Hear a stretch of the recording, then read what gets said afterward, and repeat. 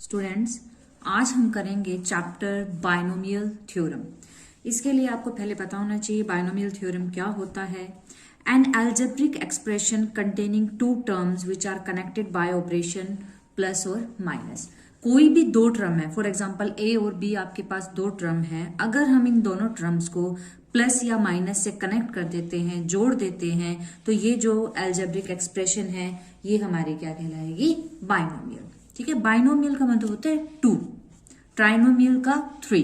ठीक है, अब जैसे ये दो टर्म्स है हमारे पास 2x प्लस 3y, तो इसमें दो टर्म्स ऐड हो रही हैं, प्लस हो रही हैं, तो ये भी हमारी क्या है, binomial expression. Similarly 4x square minus y cube, इसमें भी दो टर्म्स हैं x एंड y की, वो कनेक्ट हो रही है माइनस से, सब्सट्रैक्शन साइन से, तो ये भी क्या कहलाएगी, बाइनोमियल एक्सप्रेशन। हमें पता है जब भी हम फॉर्मूला खोलते हैं x प्लस वाई की होल स्क्वायर, तो क्या बनता है, X square plus Y square plus 2xy। इसी तरह अगर हम क्यूब का फॉर्मूला खोलते हैं x प्लस वाई की होल क्यूब, तो हमें पता है फॉर्मूला क्या होता है, x cube plus 3x square y plus 3xy square plus y cube. यहां से हमें क्या पता चल रहा है, यहां से हमें ये पता चल रहा है कि अगर पावर 2 है 3 है, तो ये तो हमने पहले ही सीखा हुआ है छोटी क्लासेस में कि होल स्क्वायर का फॉर्मूला क्या होता है, क्यूब का फॉर्मूला क्या होता है। लेकिन अगर मैं आपको यहाँ क्यूब की बजाय पावर 5 दे दूं या 10 दे दूं, 12 दे दूं, तो उस केस में तो हमें नहीं पता कि फॉर्मूला क्या होगा। ठीक है, तो इन जनरल हम क्या करते हैं, यहाँ पे हम यूज करते हैं बाइनोमियल थ्योरम को। जैसे दो टर्म हमारे पास है x प्लस वाई, इसकी पावर n कोई भी यहाँ पे नेचुरल नंबर हो सकता है, 1 2 3 4 5 6 7। तो अगर पावर हमारी पॉजिटिव इंडेक्स के रूप में दी हुई है, तो उस केस में एक जनरल फॉर्मूला हम बाइनोमियल का यूज करते हैं, जिसको बाइनोमियल थ्योरम कहते हैं। उसका ये एक फॉर्मूला है, क्या है यहाँ पे formula, NC0, C for combination. ये हमने पहले लास्ट चैप्टर में किया था, परमुटेशन एंड कॉम्बिनेशन।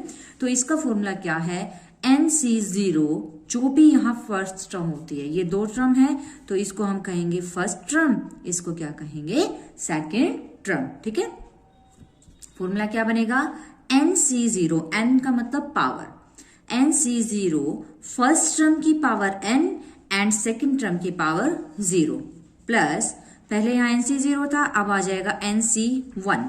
जो फर्स्ट टर्म है इसकी एक पावर कम कर दो, पहले n थी अब n माइनस 1, और सेकेंड टर्म की पावर को इंक्रीज कर दो, बढ़ा दो, पहले 0 थी अब क्या हो जाएगी 1, प्लस में NC1 के बाद क्या आएगा NC2, x की एक पावर और कम कर दो तो n माइनस 2, y की एक पावर बढ़ा दो तो y की पावर 2। तो इसी तरह से ये चलता जाएगा। ठीक है, और लास्ट में कब तक ये फॉर्मूला हम बनाएंगे, जब तक ये दोनों वैल्यू इक्वल ना आ जाए। NCn, x की जो पावर है वो n से स्टार्ट हुई थी, कम होती जाएगी, डिक्रीज होती जाएगी, और कहां तक, जब तक x की पावर 0 ना बन जाए।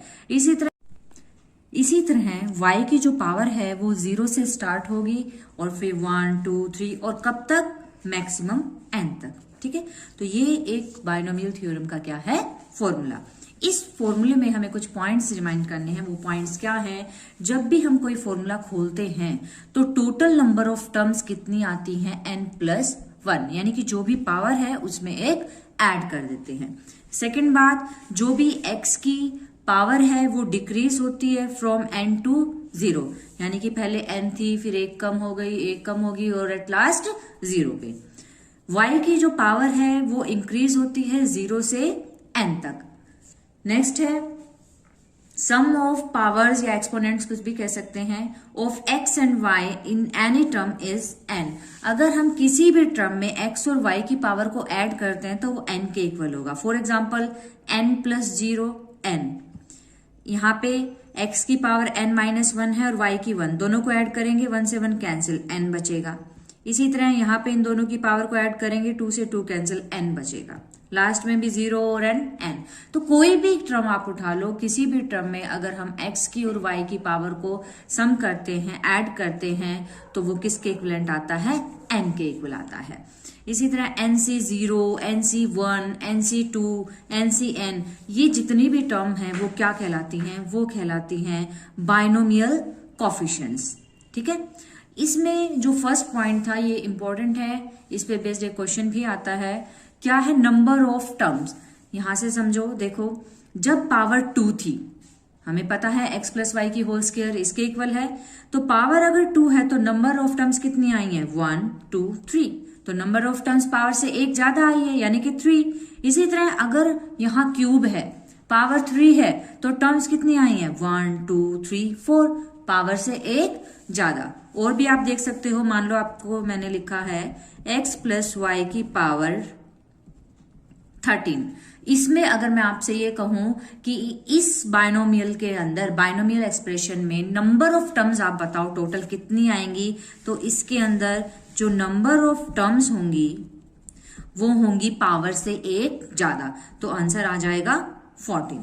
इसी तरह माइनस में भी अगर हो 4x स्क्वायर माइनस 2y की पावर 10, तो इस केस में नंबर ऑफ टर्म्स जो होंगी वो कितनी हो जाएंगी? पावर से एक ज्यादा। अगर पावर 10 है तो पावर से एक ज्यादा कितनी हो जाएगी?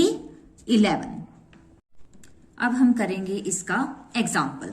बाइनोमियल में क्वेश्चंस कैसे आते हैं आपको? बाइनोमियल में कोई भी एक एक्सप्रेशन आपको दे देंगे और ये कहेंगे इसको एक्सपेंड करो। जैसे पावर यहाँ 5 दी है, ठीक है, हमें ये पता है कि पावर 5 है तो टोटल टर्म्स कितनी आएंगी? पावर से एक ज्यादा, यानी कि 6 टर्म्स आएंगी।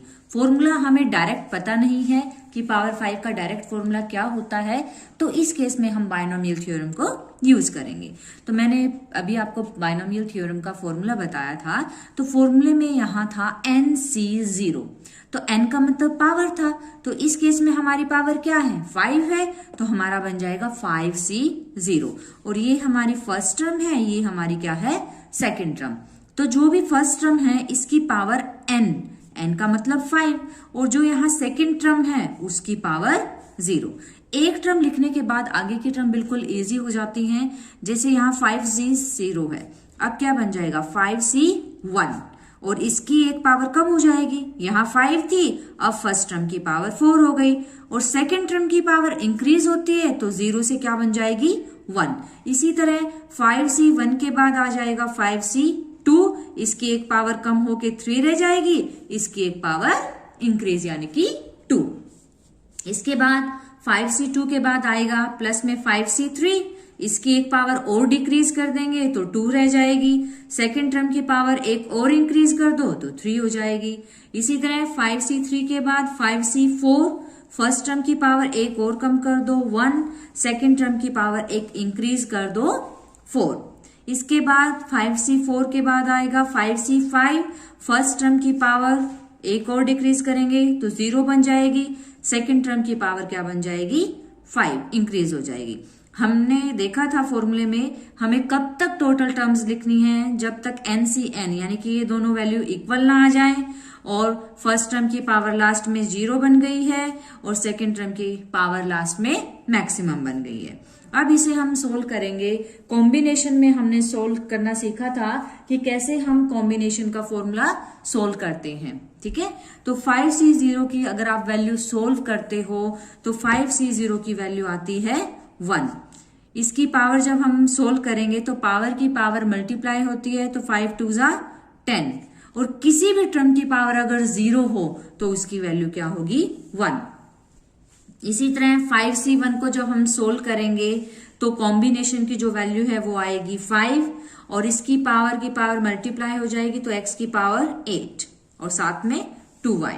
5C2 को जब हम सोल्व करते हैं तो 10 आता है, और x की जो पावर है 3 2 जा 6, और 2 की स्क्वायर 4 और y की स्क्वायर। इसी तरह अब हम देखेंगे 5C3, इसको भी सोल्व करने पे वैल्यू 10 आएगी, x की पावर 4 और 2 की क्यूब है तो यहाँ 8 हो जाएगा, और y की क्यूब।